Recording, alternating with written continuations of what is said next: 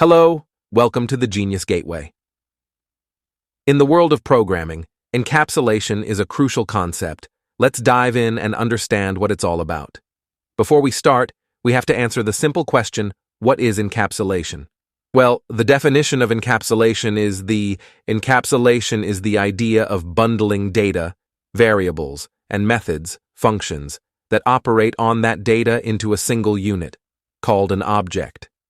But what does that mean? Well, it's probably easier to explain using an example. Imagine a car.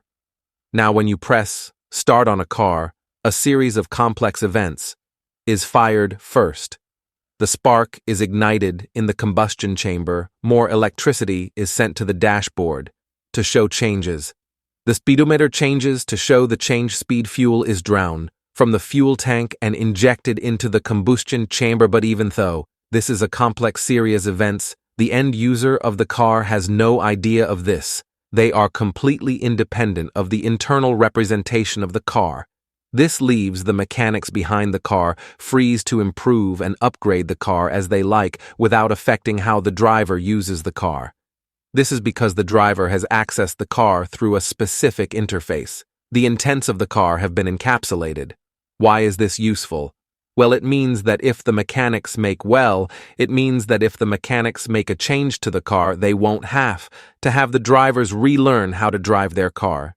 Because the drivers don't know about the internals of their car. They don't care about them when they're driving, they just need to press the start button. In this way, we use encapsulation in everyday life. So what is encapsulation? It allows use of an item through a set of simple actions. You don't need to know the internals. In terms of code, this means that people use items through an object's method rather than through the direct object attribute. In Java terms, this means making all object attribute private. So this was the easy concept of encapsulation. Like our video and subscribe for more videos like this.